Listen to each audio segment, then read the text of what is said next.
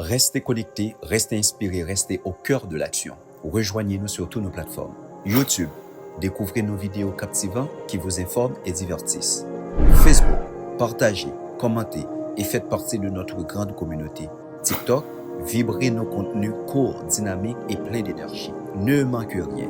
Suivez-nous, abonnez-vous et partagez avec vos amis. C'est ici que ça passe. Nos plateformes, votre espace, rejoignez-nous maintenant.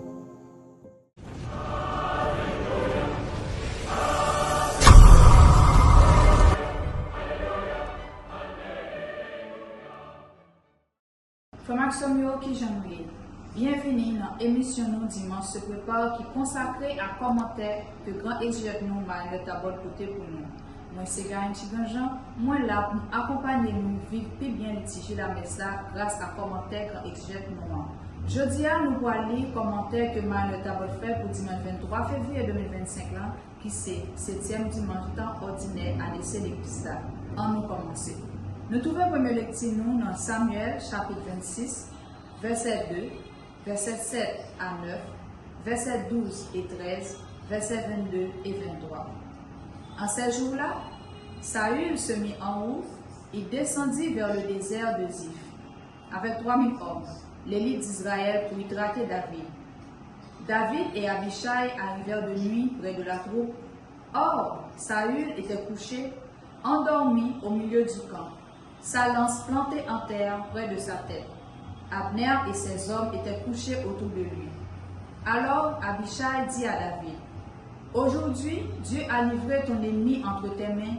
Laisse-moi donc le clouer à terre avec sa propre lance d'un seul coup. Et je n'aurai pas à m'y reprendre à deux fois. » Mais David dit à Abishai, « Ne le tue pas, qui pourrait demeurer impuni après avoir porté la main sur celui qui a reçu l'onction du Seigneur. » David prit la lance et la goutte d'eau qui était près de la tête de Saül, et ils s'en allèrent. Personne ne vit rien, personne ne le sut, personne ne s'éveilla.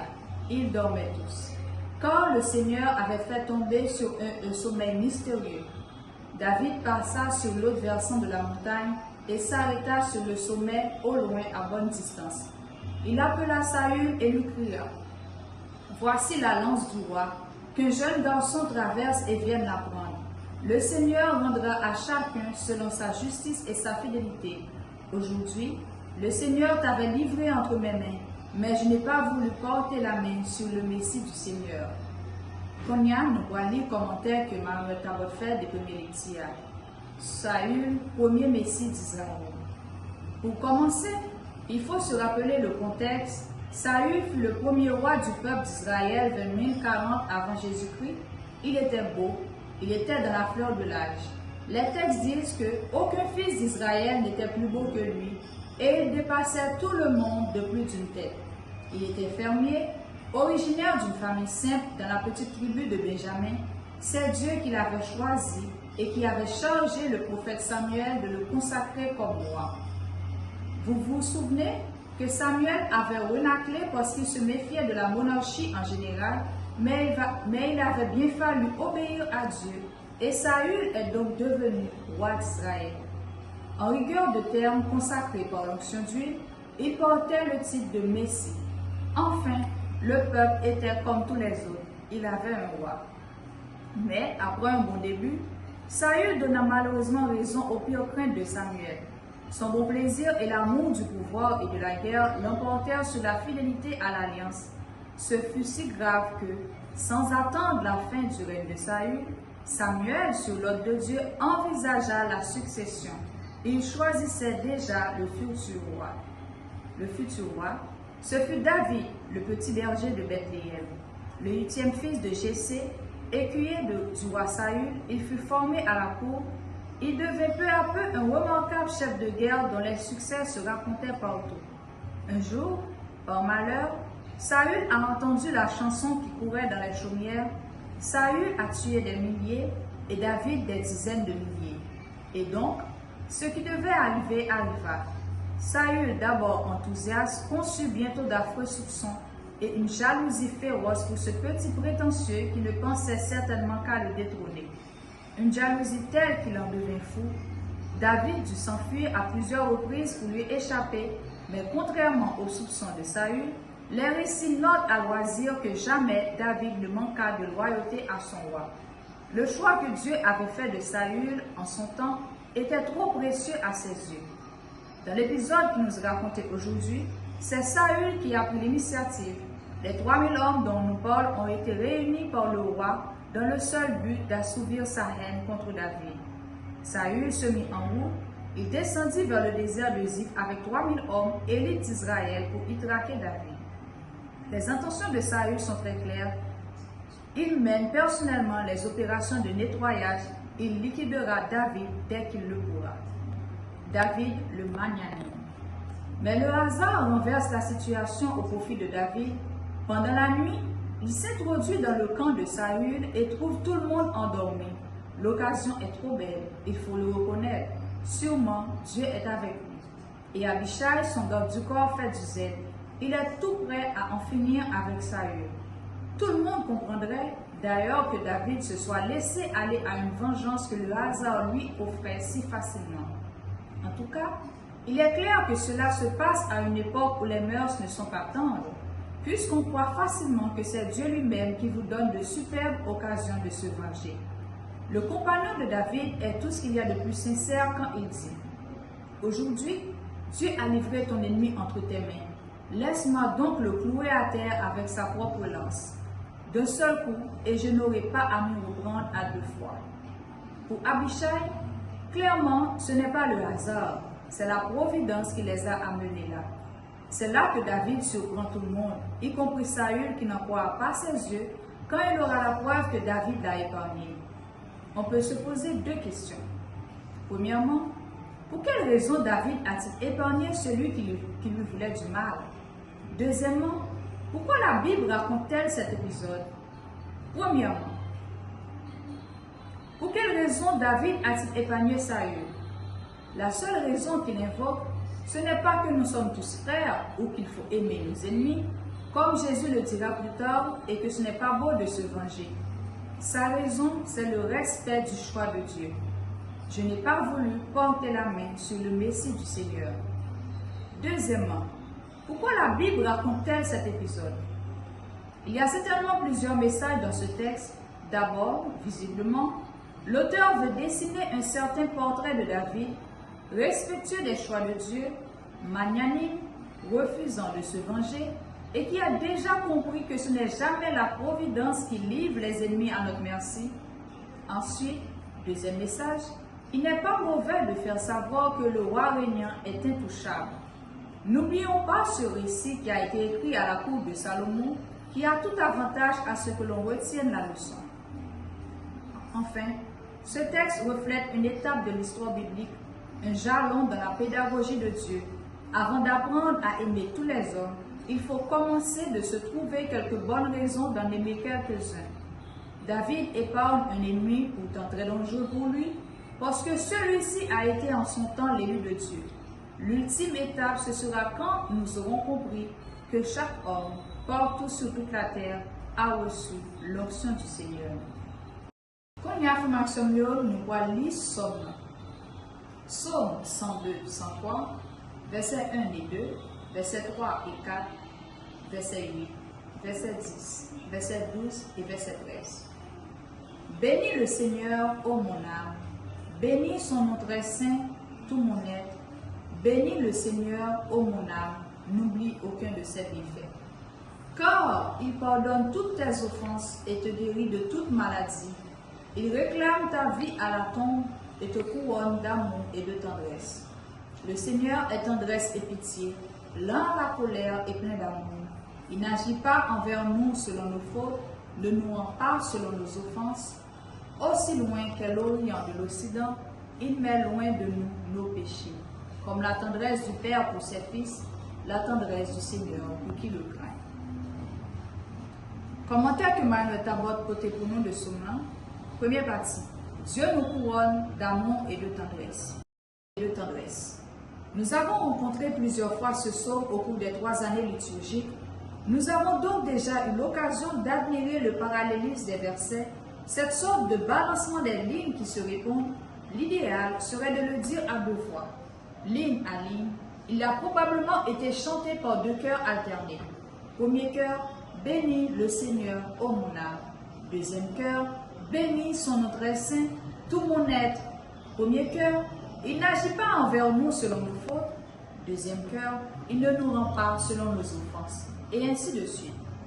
Autre caractéristique de ce psaume, cette tonalité très joyeuse de l'action de grâce. Si vous vous reportez à votre Bible, vous verrez que la phrase « Bénis le Seigneur, ô mon âme » est répétée en inclusion dans le premier et le dernier verset. Parmi tous les bienfaits de Dieu, les versets qui ont été retenus pour ce dimanche insistent sur son pardon, car il pardonne toutes tes offenses. Le Seigneur est tendresse et pitié, lent à la colère et plein d'amour. Il n'agit pas envers nous selon nos fautes, ne nous rend pas selon nos offenses. Aussi loin qu'est l'Orient de l'Occident, il mêle loin de nous nos péchés. Voilà aussi l'une des grandes découvertes de la Bible. Dieu n'est qu'amour et pardon. C'est en cela qu'il est si différent de nous, si surprenant même pour nous. Il faudrait sans cesse avoir à l'esprit cette phrase d'Isaïe. « Mes pensées ne sont pas vos pensées, dit Dieu, et vos chemins ne sont pas mes chemins. » Nous connaissons bien cette parole, mais il ne faut pas oublier dans quel contexte elle est dite. Cherchez le Seigneur tant qu'il se laisse trouver, invoquez-le tant qu'il est proche. Que le méchant abandonne son chemin et l'homme perfide ses pensées. Qu'il revienne vers le Seigneur, qu'il lui montrera sa miséricorde vers notre Dieu qui est riche en pardon. Car mes pensées ne sont pas vos pensées.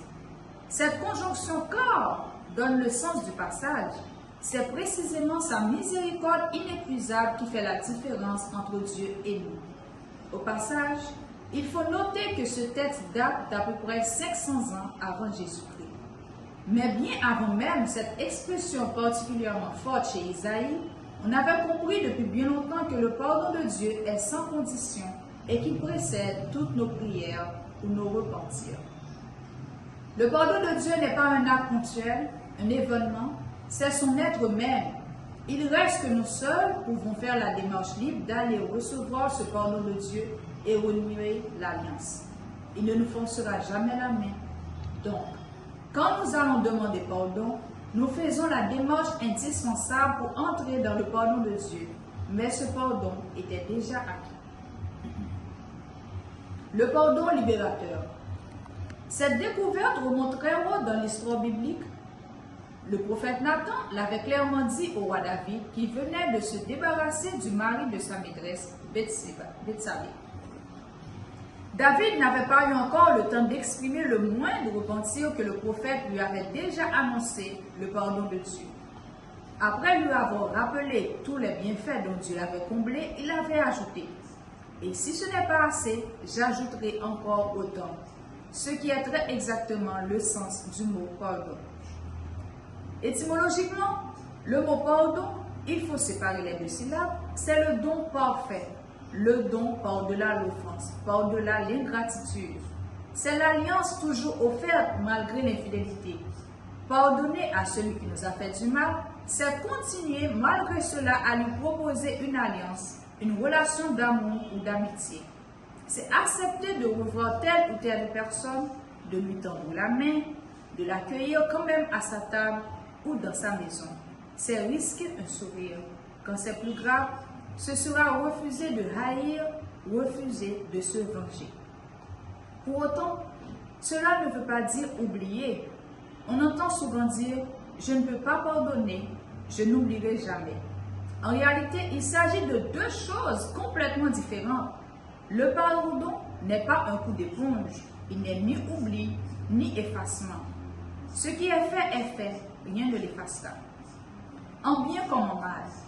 D'ailleurs, il y a bien des offenses qu'on ne pourra jamais oublier parce que l'irréparable a été commis. C'est d'ailleurs ce qui fait la grandeur et la gravité de nos vies d'hommes. Si un coup d'éponge pouvait tout effacer, à quoi bon agir bien? On peut faire n'importe quoi.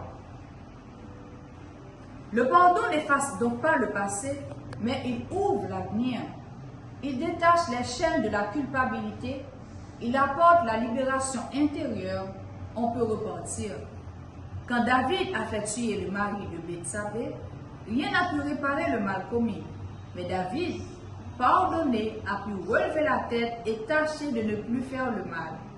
Quand les parents d'une jeune fille assassinée pardonnent à l'assassin, cela ne veut pas dire qu'ils ont oublié l'acte commis, mais c'est dans leur douleur même, peut-être, qu'ils puisent la miséricorde nécessaire pour pardonner.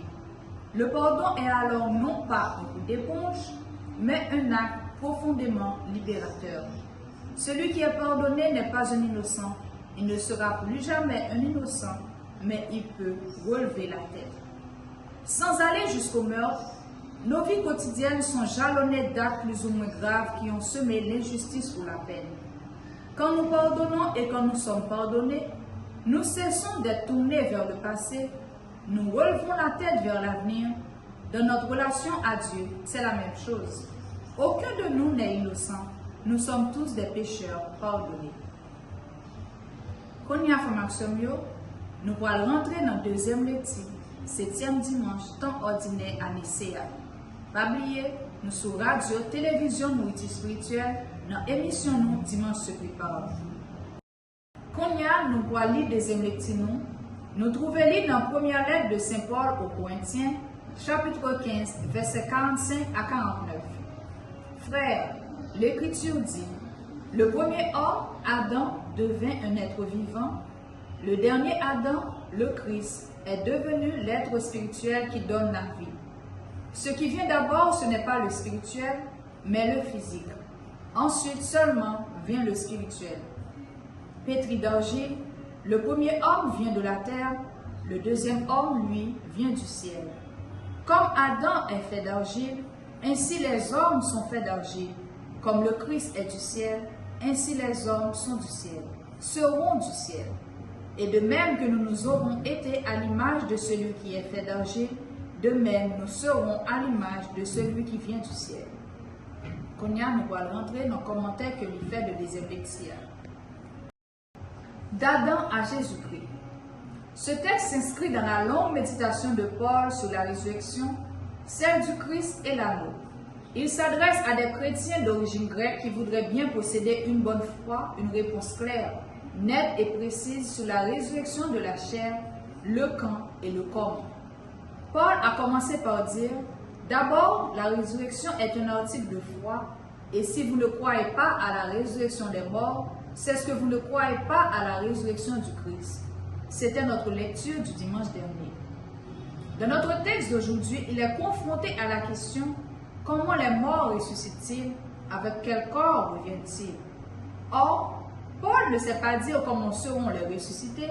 La seule chose qu'il peut dire avec certitude, c'est que notre corps ressuscité sera tout différent de notre corps terrestre. Rappelons-nous qu'après sa résurrection, il arrivait que Jésus se fasse reconnaître par ses disciples, mais on sait aussi que certains ne l'ont pas reconnu spontanément. Marie-Madeleine, par exemple, a commencé par le prendre pour le jardinier, et les apôtres au bord du lac se sont posé des questions, ce qui prouve qu'il était bien le même et en même temps tout autre. Ce qui amène Paul à faire une distinction entre un corps animal et un corps spirituel.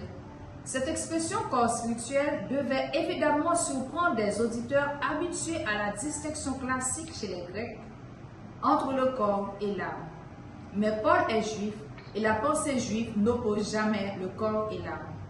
En revanche, sa formation juive l'a entraîné à opposer deux sortes de comportements, celui de l'homme terrestre et celui de l'homme spirituel qui inaugurera le Messie.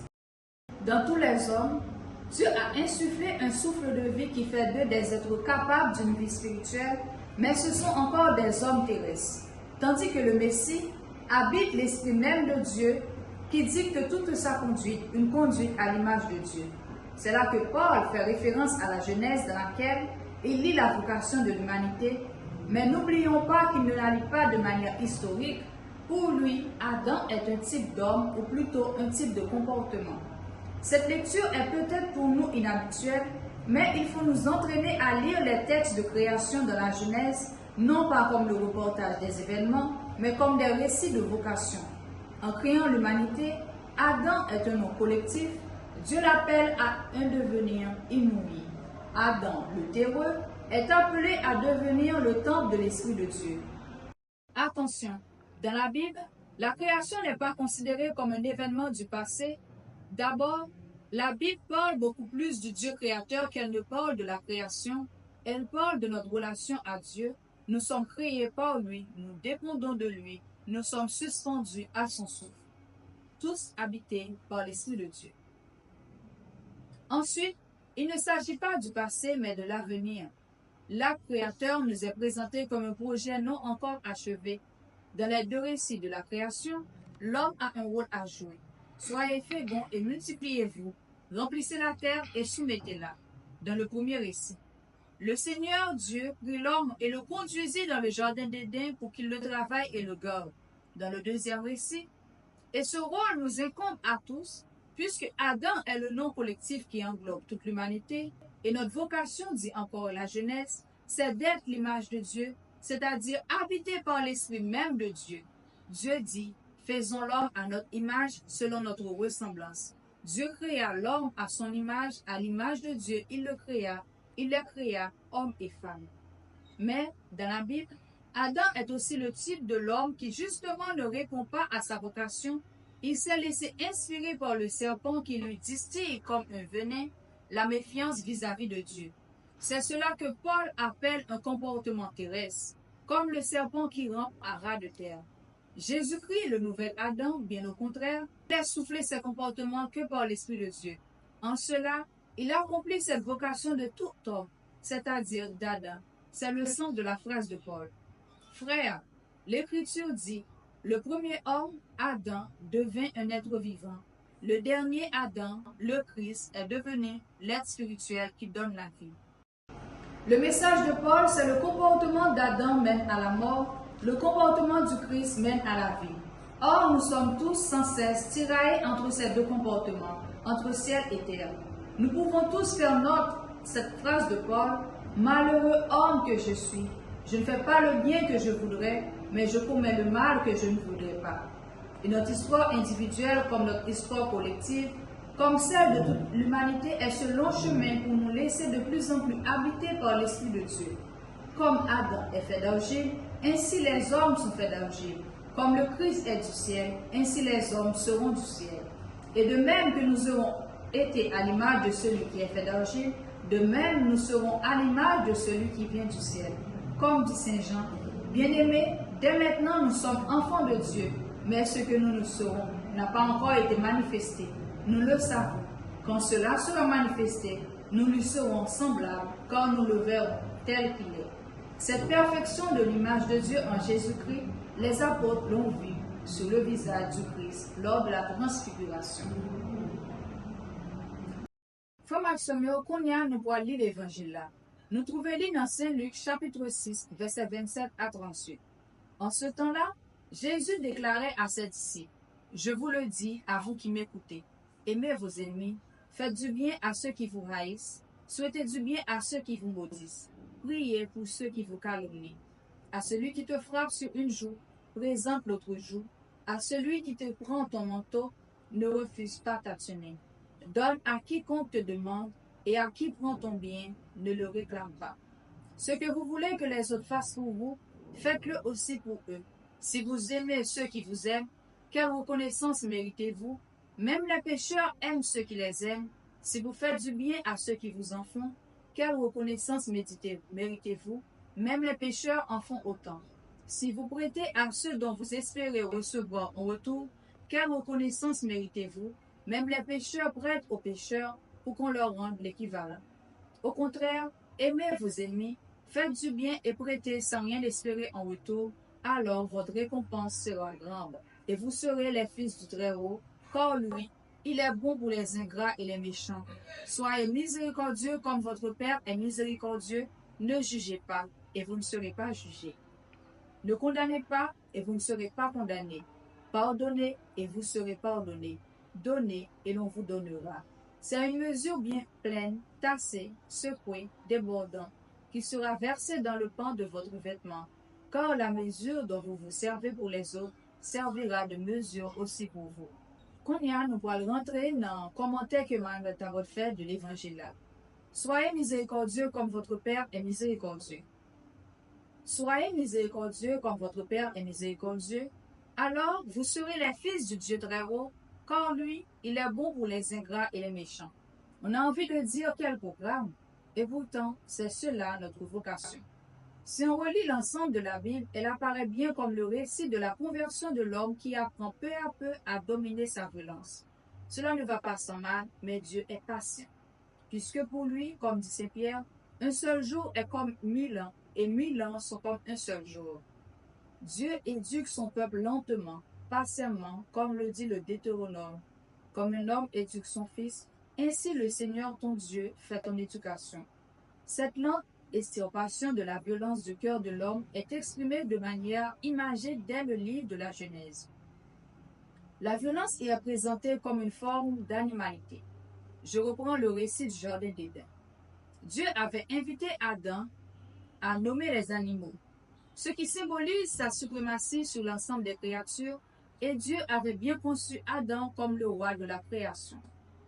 Faisons l'homme à notre image, selon notre ressemblance, qu'il soit le maître des poissons de la mer, des oiseaux du ciel, des bestiaux, de toutes les bêtes sauvages et de toutes les bestioles qui vont et viennent sur la terre.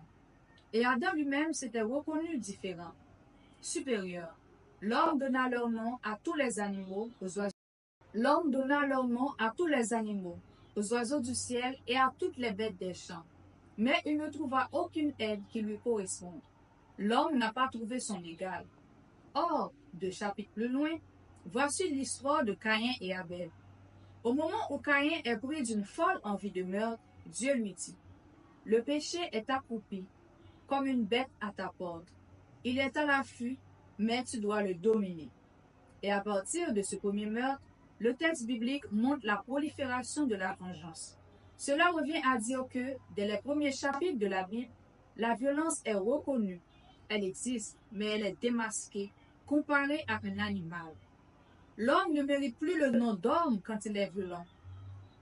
Les textes bibliques vont donc entreprendre la difficile conversion du cœur de l'homme. Dans cette entreprise, on peut distinguer des étapes. Arrêtons-nous sur la première. Œil pour œil, dent pour dent. En réponse à l'incroyable record de Lamech, l'arrière-petit-fils de Caïn, qui se vantait de tuer hommes et enfants pour venger de cette égratignure, la loi oppose une première limitation. Une seule dent pour une dent, et non pas toute la mâchoire. Une seule vie pour une vie, et non pas tout un village en représailles. La loi du talion représentait donc déjà un progrès certain, même s'il nous paraît encore maigre. La lente conversion du cœur de l'homme. La pédagogie des prophètes va sans cesse attaquer ce problème de la violence, mais elle se heurte à une difficulté psychologique très grande. L'homme qui accepte de ne pas se venger croit perdre son honneur. Les textes bibliques vont donc faire découvrir à l'homme que son véritable honneur est ailleurs. Il consiste justement à ressembler à Dieu qui est bon, lui, pour les ingrats et les méchants. Le discours de Jésus que nous lisons ce dimanche est la dernière étape de cette éducation. De la loi du talion, nous sommes passés à l'appel à la douceur et au désintéressement, à la gratuité parfaite. Il insiste, par 2 fois, au début et à la fin, il dit « Aimez vos ennemis, faites du bien à ceux qui vous haïssent. Aimez vos ennemis, faites du bien et prêtez sans rien espérer en retour. » Du coup, la finale nous surprend un peu. Jusqu'ici, si ce n'était pas facile, au moins c'était logique.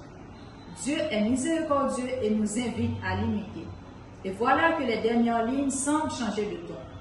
Ne jugez pas et vous ne serez pas jugés. Ne condamnez pas et vous ne serez pas condamnés. Pardonnez et vous serez pardonnés. Donnez et l'on vous donnera. C'est une mesure bien pleine, tassée, secouée, débordante, qui sera versée dans le pan de votre vêtement, car la mesure dont vous vous servez pour les autres servira de mesure aussi pour vous.